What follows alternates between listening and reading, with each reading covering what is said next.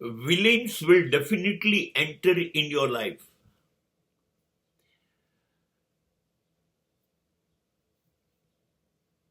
શું કહું આ લોકોને? દુર્જનો.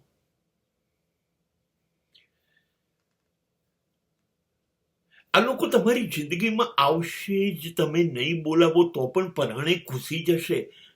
બહુ જ ધ્યાન રાખવું પડશે. કયા ખૂણેથી કયા વાંકથી આ લોકો જીવનની અંદર પ્રવેશીને જીવનનું ખેદાન મેદાન કરી નાખે છે, ખબર નથી પડતી.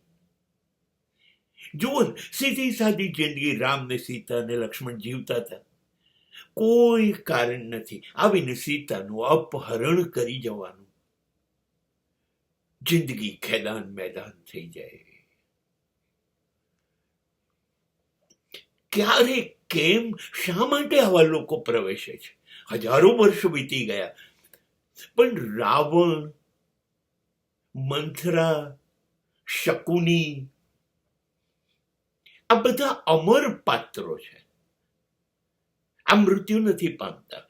કોકનું કોક સ્વરૂપ બદલીને આપણી જિંદગીમાં આવી જાય છે. એ ઈર્ષા હોય, એ વેરઝેરના વાવેતર હોય, એ લુચ્ચય હોય, એ કપટ હોય, શક્તિનો દુરુપયોગ હોય. આ લોકોનું આયોજન શું હોય છે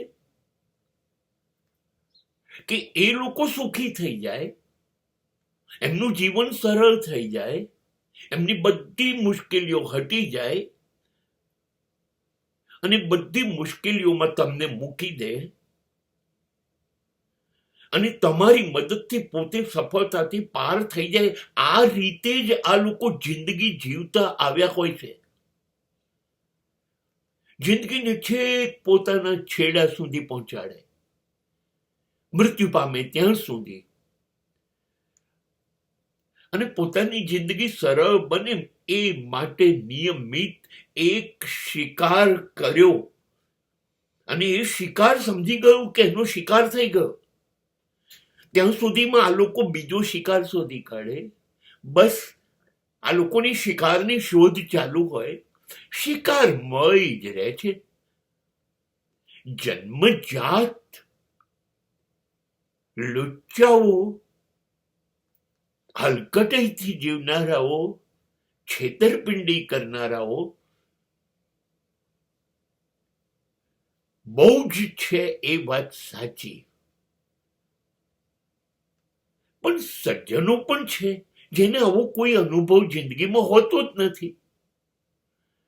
એ બિચારા આ લોકોનો શિકાર બની જાય છે અને એમની જિંદગી નરક બનાવીને આ લોકો પાછા પોતાની જિંદગીમાં નાનકડું થોડાક સમયનું સ્વર્ગ ઊભું કરી પાછો બીજો શિકાર કરે છે. બસ આ બે પ્રકારના માણસ છે. એક ઈશ્વરનું સ્વરૂપ છે, નિર્દોષ, એ બિચારું કાયમ હેરાન થતું રહે છે. અને એક શૈતાનનું સ્વરૂપ હોય છે જે કાયમ લોકોની જિંદગીને બરબાદ કરતું રહે છે. આ વિલેન્સ છે. એવું નથી આ ફિલ્મોમાં, નાટકોમાં, પુરાણોમાં, નવલકથાઓમાં હોય. ના, એ બધામાં એ સમાજમાંથી આવેલા છે. આ લોકો 24 કલાક 365 દિવસ સમાજમાં જીવે છે અને સમાજને જીવવા નથી દેતા.